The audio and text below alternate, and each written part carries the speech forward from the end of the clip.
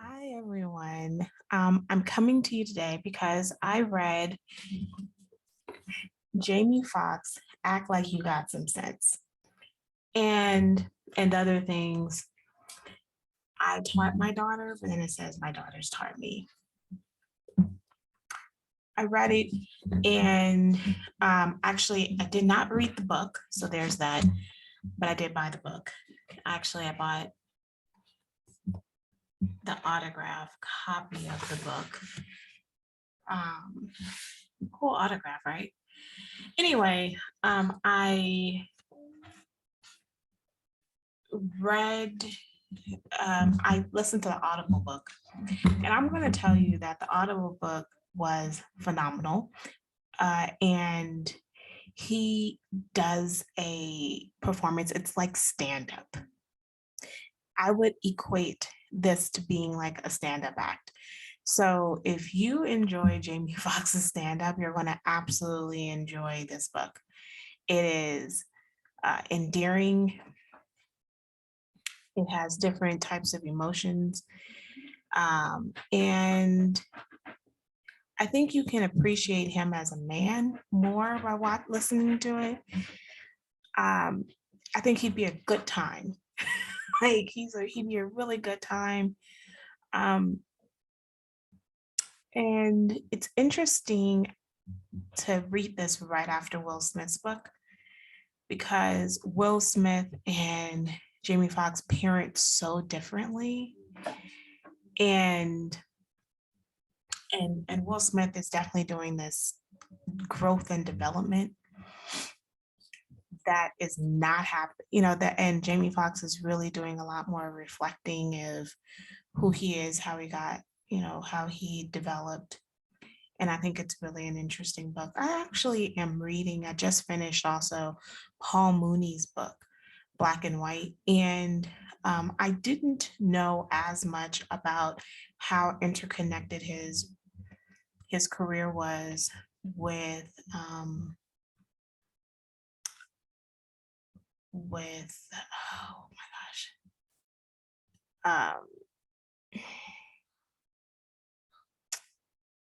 why did my mind go blank all of a sudden? He actually I always want to say Gregory Hines, but that's not who I'm talking about. It's with what is that guy's name? Okay, let me think. Richard Pryor. And they actually do some writing for uh, Sanford and Son.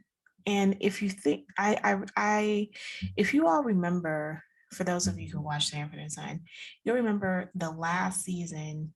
Fred Sanford's not on Sanford and Son. It is they tried to keep the show going with Lamont, and it was like you can't keep the show with Lamont and the next door neighbor. Like I don't. How do you have Sanford and Son with no Sanford? It was kind of a bizarre concept. Anywho, it was very fascinating. I thought it was very, very good. But his book, I'm going to say, is all three of these books put together really clearly should get you to think about one thing: the power of having good friendships, good relationships, um, having good, loyal people around. Paul Mooney was a very good friend to um, was just a very, very good friend to Richard Pryor. And that doesn't necessarily mean that he was able to spare the truth because he even says Richard Pryor was a junkie before he was ever a father. He was a junkie, then he was a comedian, and it's like on the very, very last of the road totem pole was father and family man. Like he is not a family man by far. I did not know that Paul Mooney had 3 kids before he graduated from high school. And there is something to the fact that, Paul Mooney has consistently had these relationships, even when he was in high school, with these um, light-skinned women, sometimes white, and are passing for could pass for white. It's kind of an interesting space. Also, the history of Richard Pryor, he talks about racism all the time. He talks about race. That's the title of Mooney's book, Black and White. And so this conversation consistently talking about race, but then, most of his life is with white women. Yeah, he dates a few blacks, but the vast majority of them are white women. The vast majority of the people he married are white. Um, I think a lot of Richard Pryor, as we all know, is that he's a good case of somebody who needed therapy. But as I'm developing all of this into it, because he really hasn't gotten over his, jacked up childhood. Jamie Foxx is also someone who has not gotten over the abandonment of his mother. Like, even though him and his mother are together now, um, there's an abandonment that he's had when he was being raised by his grandmother. I think being raised by grandmothers is always a nice option, but there's nothing that can ever stand in the space of the fact that you no longer have your mom. Your mom is not present, and she comes when she comes, she leaves when she leaves. The father putting religion before uh, him and having a relationship with him is just really kind of disturbing and sad. And you can tell that that really shaped how he is as a father. And you can kind of tell how it shaped him as a man. Like, the notion of, I don't think that marriage is for everybody. And, I'm gonna be honest, like, marriage for me, I always thought I was going to get married and have a family. And now that I have, it's like, I know that I am not, and I don't know why I would think this, that I would be the married type, but because before I got married, I was never a relationship type. So I'd be in relationships. I think I had one serious relationship on and off, but and one person, another person I wanted to have a relationship with, it just never was in the cards at the time that he liked me. It didn't work out. Um, I did something and then he was away, then we get together, and then when we thought that it was getting together, I thought it was getting together at least. Uh, Somehow we missed our way, and he did something and I did something, and then we get into the same space, and then he didn't like me, and then it was always this question mark. And so I always thought that eventually we'd figure it out. We didn't, because we're not together. Um, but I was a serial dater. Like, that was always my history. So I'm like a dater to my heart. So I know that if this marriage doesn't work out, I don't know if I'd get married again. Um, I'm an only child who loves independence. So there's that, which is why my kids know, are counting the days exactly. Like, they love me, but they're like, we're wanting to give you mommy's independence back. And we'll do that when we go to college. And I'm like, yes, you will.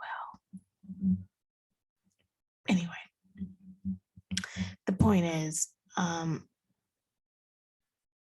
don't, you know, that society's expectation that we need to get married is kind of bizarre. And I can totally see that he is not the dude who would ever marry. Um, which is, I think, is legit and okay.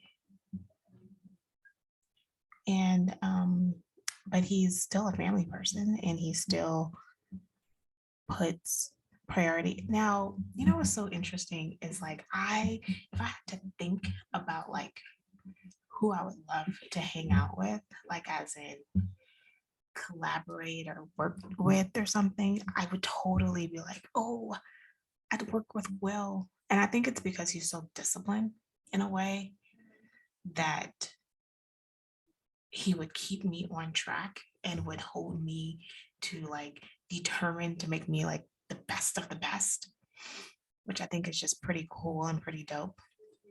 I think Jamie Foxx would be someone that would have a different expectation to come out of me to where um because he's so much fun, and you get that from his book. He's so much fun and he does work hard, but he's still so much fun and he's still growing up and he's so much fun, and which is a different person. I think he's great at storytelling in the same way that Will Smith is. They just tell stories different, but I think it's kind of cool to see how they both are good storytellers.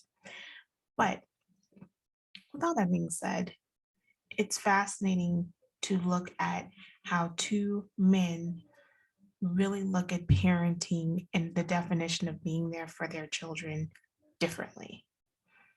And I think a lot of this deals with upbringing. The upbringing of them both.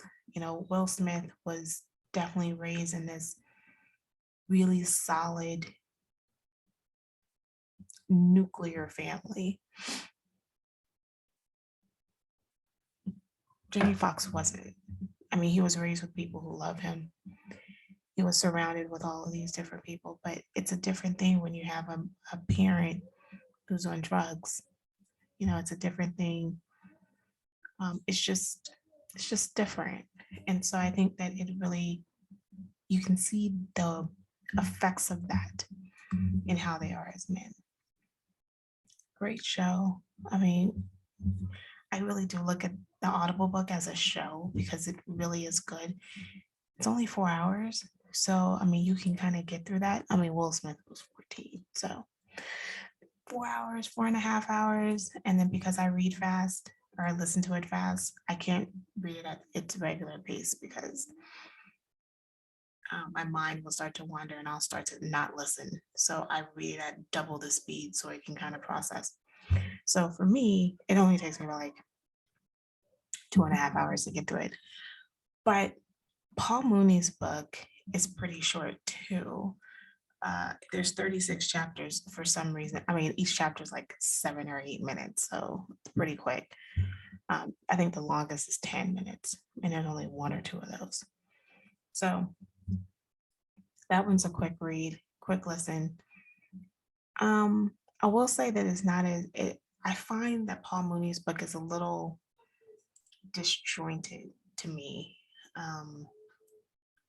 It weaves in and out, and it's like, but I don't even know where we're going. So that's a little strange. It's not very well well put together, like in a way that makes sense to me. But of course, Jamie Foxx is put together as lessons, and I love the fact that he's doing a lot of incorporating with his older daughter. And I love the stories that he tells of his daughters. They're just so cute, and it's just so real. And and I think that that's heartwarming. So I encourage you to read both. So